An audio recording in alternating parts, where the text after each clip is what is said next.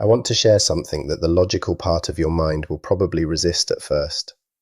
It may sound impossible when you first hear it, because if it were true, it would completely change the meaning of everything you experienced, every confusing moment, every painful interaction, every time your confidence slowly disappeared because you could no longer understand what was real between you. What if those experiences were not proof of indifference at all? What if they pointed towards something far more complicated? Sometimes the harsher an avoidant appears to treat the person they truly care about, the more emotionally overwhelmed they actually become. Read that again carefully.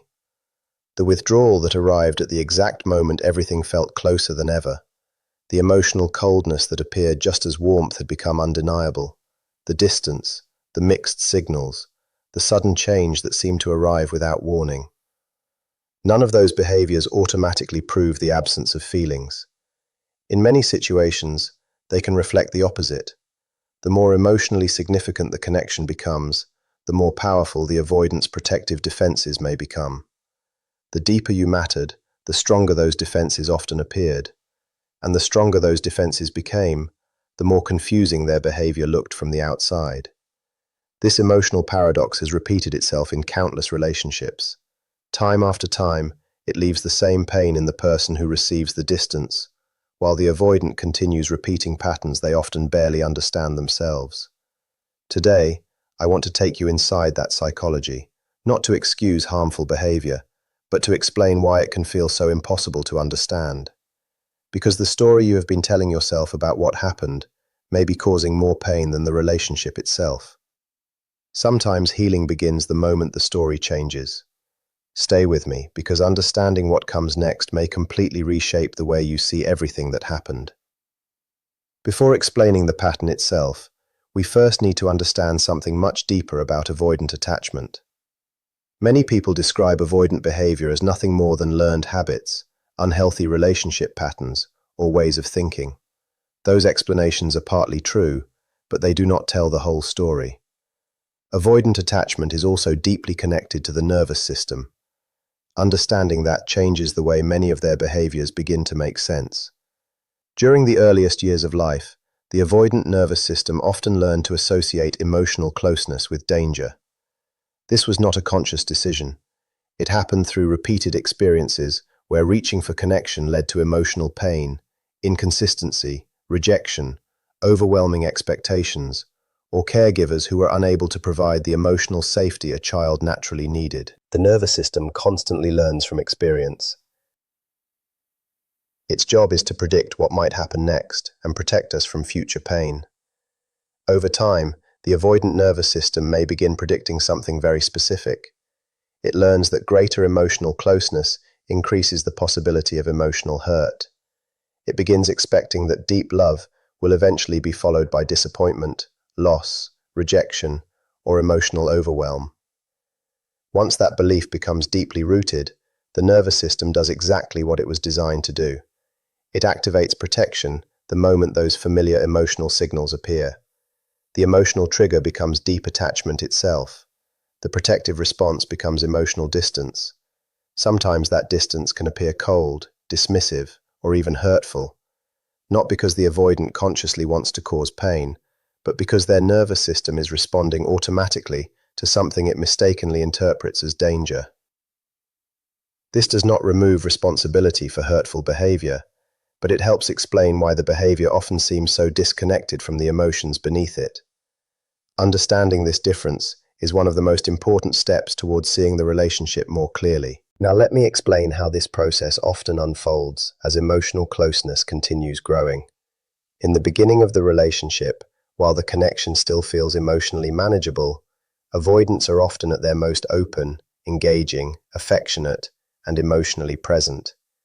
This is the version of them so many people remember long after the relationship changes.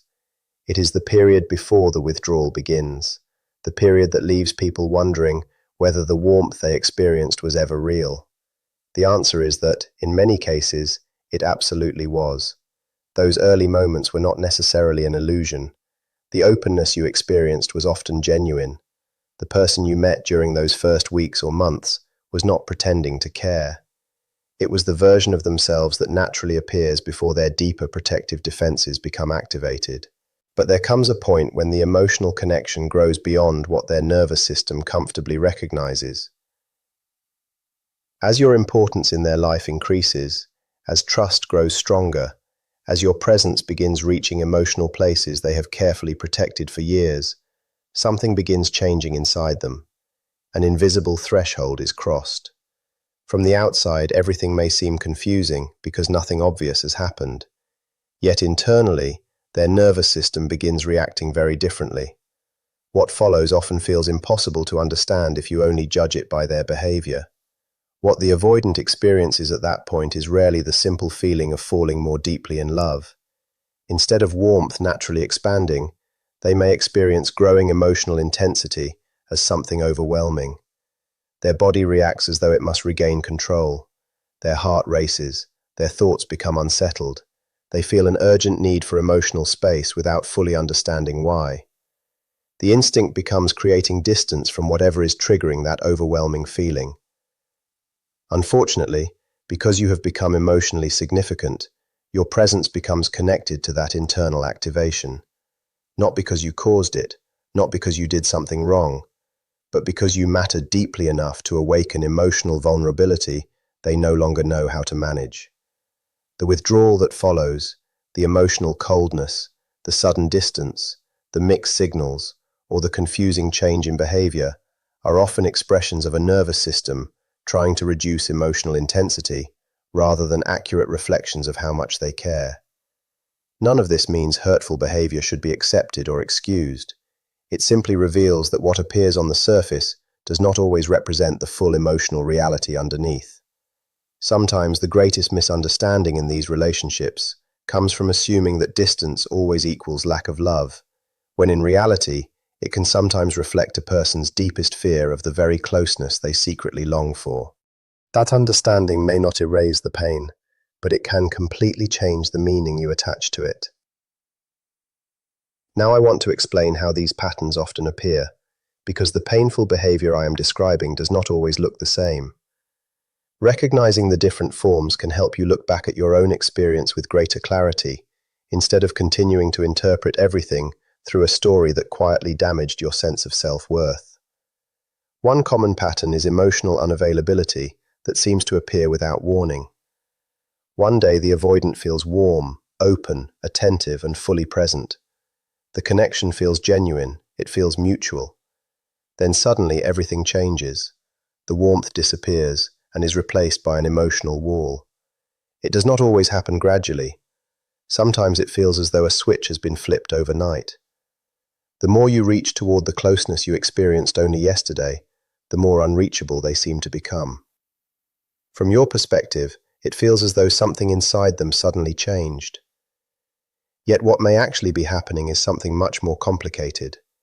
As emotional closeness deepens, their nervous system can begin interpreting that growing intimacy as something overwhelming rather than comforting.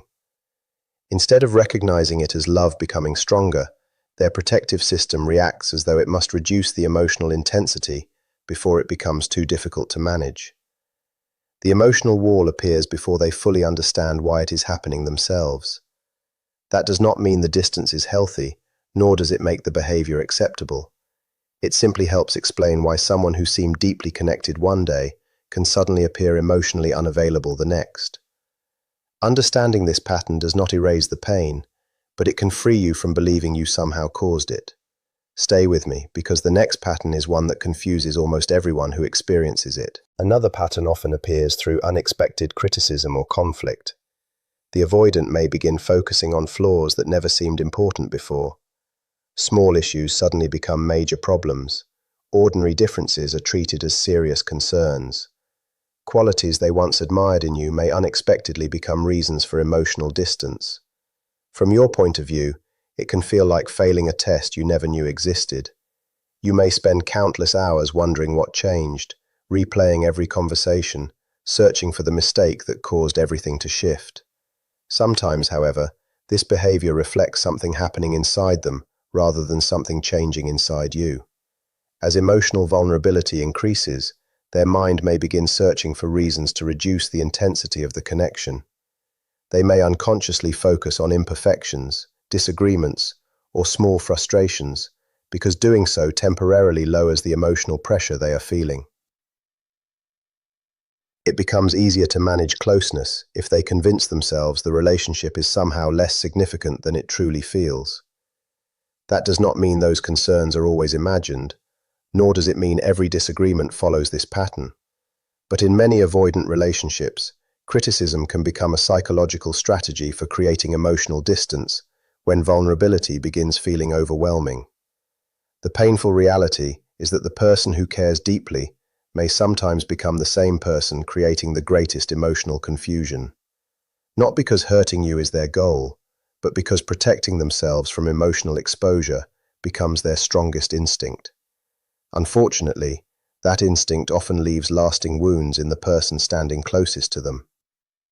What comes next is perhaps the most heartbreaking pattern of all. A third pattern often involves withdrawing the very qualities that made the relationship feel so meaningful in the beginning.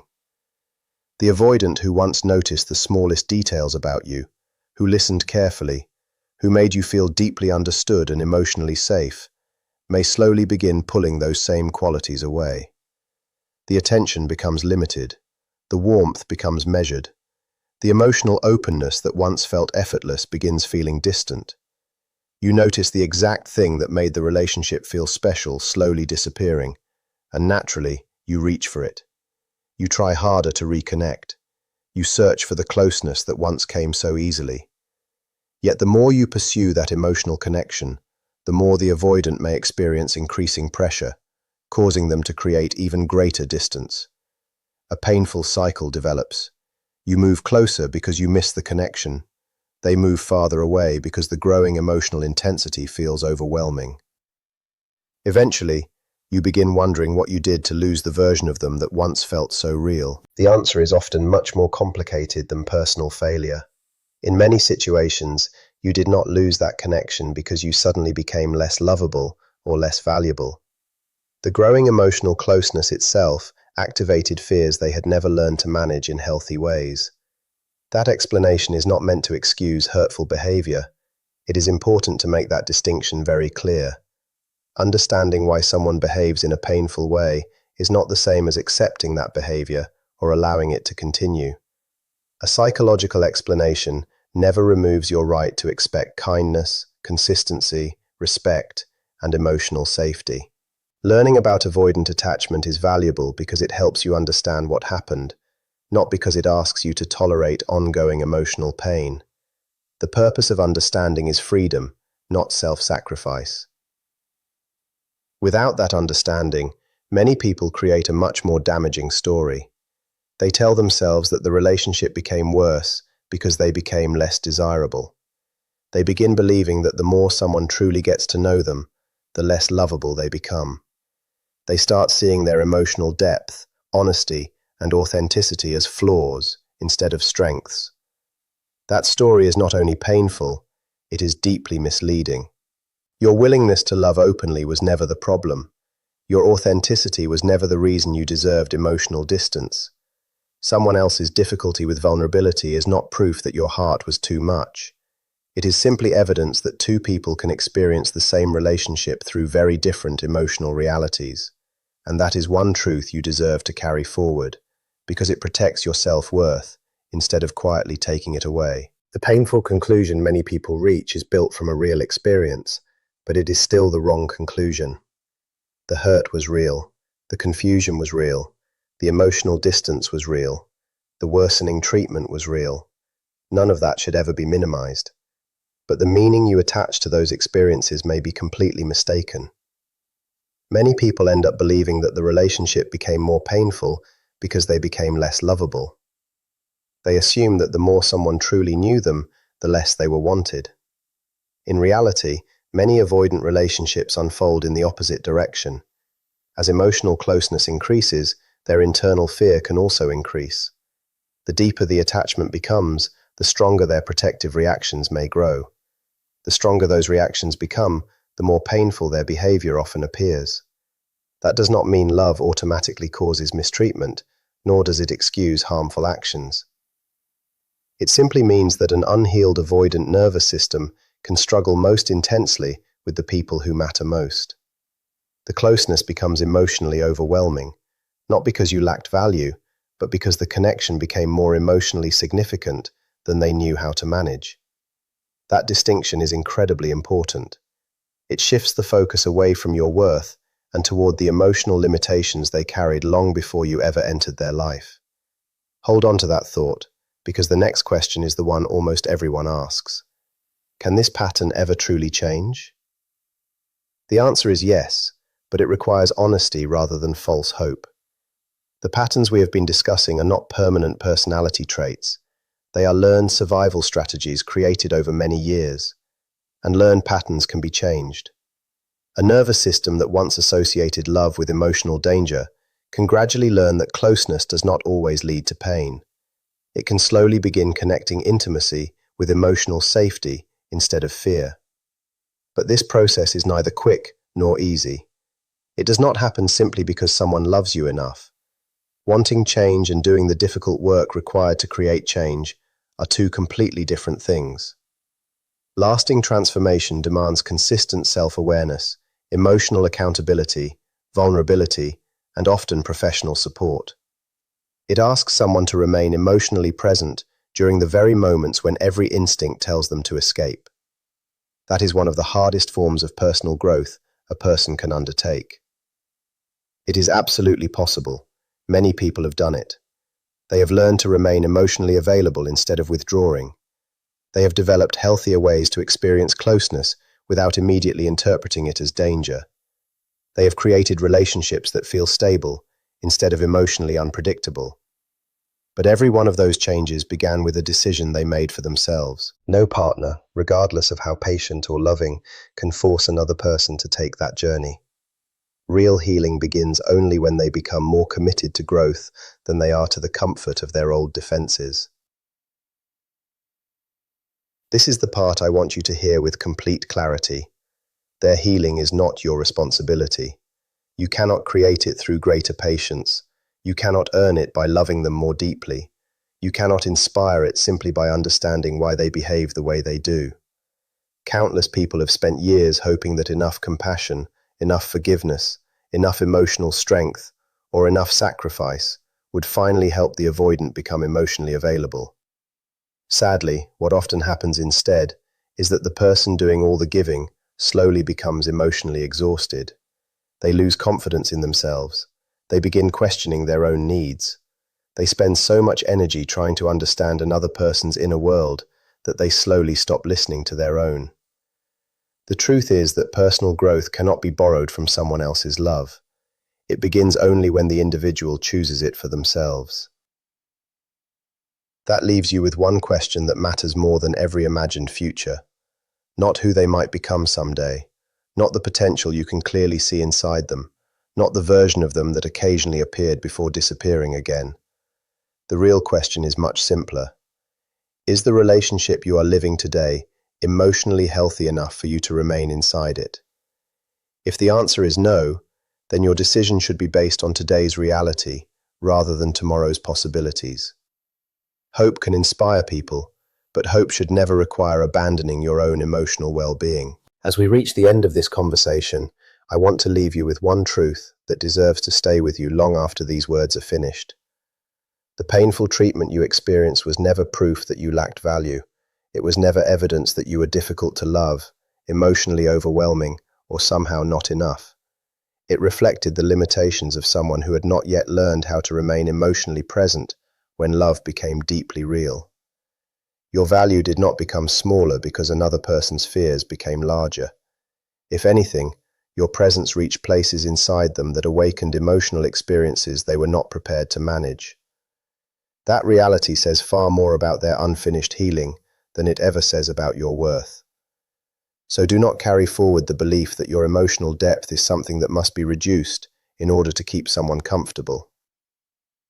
Your ability to love sincerely, to care deeply, and to create genuine emotional connection is not a weakness that needs correcting. It is one of your greatest strengths. What happened was never a final judgment on your value. It was a reflection of someone else's emotional limitations. There is an enormous difference between those two ideas. One asks you to become smaller. The other invites you to remain fully yourself while waiting for someone capable of meeting you with the same openness, consistency, and emotional courage you naturally offer. Relationships built on that kind of mutual security do exist. There are people who do not experience closeness as something to escape. There are people who welcome emotional intimacy instead of fearing it. There are people who know how to stay when love becomes deeper instead of running from it. Most importantly, after everything you have survived, everything you have learned, and every piece of yourself you have reclaimed, you are now far better prepared to recognize that kind of love when it finally arrives.